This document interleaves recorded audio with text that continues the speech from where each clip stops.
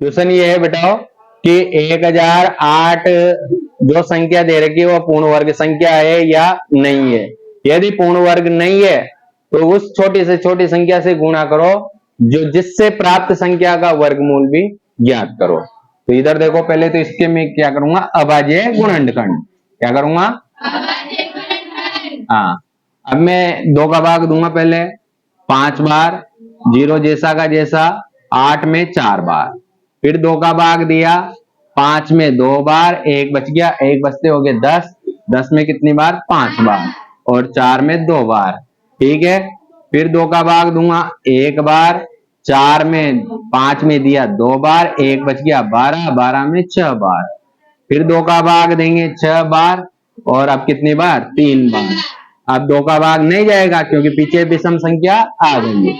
किसका दूंगा? 3 का, 2 बार 1 बार, अब वापस 3 का 7 बार, फिर 7 का 1 बार।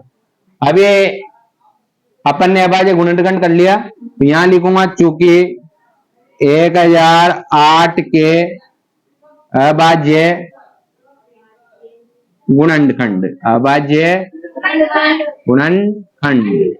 अब गुणनखंड लिखा मैंने तो कितना आ रहा है? 2 into 2 into 2 into 2 into 3 into 3 into 7। अब मैं यहाँ ऐसे जोड़े बनाऊंगा, अगर बन रहे हैं सबके तो पूर्ण वर्ग है, और नहीं बन रहे हैं तो पूर्ण वर्ग नहीं है। तो मैं यहाँ लिखूंगा चूंकि 1008 पूर्ण वर्ग संख्या नहीं है, क्योंकि बेटा वो जोड़ा नहीं बन रहा है, पूर्ण वर्ग संख्या नहीं है, पूर्ण वर्ग संख्या नहीं है। अब पूर्ण वर्ग संख्या नहीं है तो इसको पूर्ण वर्ग बनाना पड़ेगा, और किससे? छोटी से छोटी संख्या से गुणा करते हुए।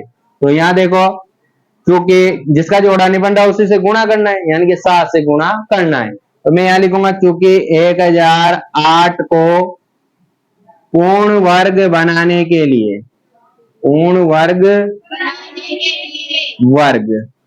बनाने के लिए 7 से गुणा करना होगा, पड़ेगा नहीं, होगा। ठीक है, अब यहां लिखूंगा अतः 1008 को गुणा कर रहे हो आप किससे? 7 से। तो गुणा किया तो 7 8 56, और 1 0, और ये 7, 7056 आ गया। अब 7056 का क्या निकालना है अपन को? वर्गमूल। क्या निकालना है? वर्गमूल। अतः यहां लिख देता हूं, अतः 7056 का वर्गमूल बराबर, तो अपन को बार बार ये लिखने की जरूरत नहीं है, केवल यहां तक लिखेंगे और पीछे इंटू करके क्या लिखेंगे? 7, क्योंकि 7 से गुणा किया जा रहा है। अगर ये सवाल भाग के लिए हो तो इसको 7 को हटा देंगे और गुणा के लिए 7 लगा देंगे। समझ में आ गई बात? तो यहाँ गुणा का सिस्टम है, तो ये 2 into 2 into 2 into 2 into 3 into 3 into 7, ये तो पहले से ही है, और 7 से और गुणा करना पड़ रहा है, तो ये 7। अब जोड़ा बन गया।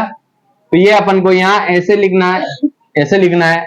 अब वर्गमूल निकालेंगे तो इसमें, जैसे ये तो संख्या थी, 7056 का अभाज्य गुणनखंड, 7056 के अभाज्य गुणनखंड ये था। अब लिखेंगे वर्गमूल, वर्गमूल बराबर, तो इसमें से केवल क्या लेंगे? 2, इसमें से क्या लेंगे? 2, इसमें से 3, इसमें से 7।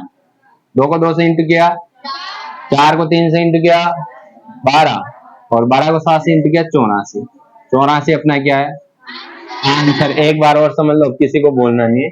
1008 है, 2 का भाग दिया 5 बार, 0 जैसा का जैसा, 8 में 4 बार, फिर 2 का भाग दिया 5 में 2 बार, 1 बचते ही 1 इसके आगे लग जाएगा 10, 10 में 2 का भाग 5 बार, 4 में 2 बार, फिर 2 का भाग दिया 1 बार, 5 में दिया 2 बार, और यहां से 1 बच गया, 12 हो गया, 12 में 6 बार, फिर 2 का भाग दिया 6 बार, और 6 में दिया 3 बार, फिर 3 का भाग दिया 6 में 2 बार, और 3 में दिया 1 बार, 3 का भाग 21 में 7 बार, 7 का भाग 7 में 1 बार। अब यहां लिखूंगा मैं चूंकि 1008 के अभाज्य गुणनखंड, ये जो आया ना बेटा ये लिख दिया। अब जोड़ा बन रहा है क्या? नहीं बन रहा। सब संख्याओं के जोड़े नहीं बन रहे हैं, तो मैं लिखूंगा चूंकि 1008 पूर्ण वर्ग संख्या नहीं है। अगर जोड़ा बन जाता तो पूर्ण वर्ग संख्या है, ठीक है, या होगी, बात एक ही है। फिर इसके बाद में चूंकि 1008 को पूर्ण वर्ग बनाने के लिए किससे गुणा करना पड़ रहा है? 7 से गुणा करना होगा। अतः 1008 तो पहले से ही है और 7 से गुणा और कर रहे हैं तो कितना हो गया? 7056। अतः 7056 के अभाज्य गुणनखंड। अब वापस ऐसे नहीं करना है, वापस ये लिखना है और इंटू करके क्या लगाना है? 7, क्योंकि किससे गुणा किया है? 7 से। अतः वर्गमूल 2, यहाँ से भी 2, यहाँ से एक जोड़े में से 3, यहाँ 7 वाले जोड़े में से 7, और इनको आपस में गुणा किया तो 84। यही अपना आंसर है। समझ में आ गई बात?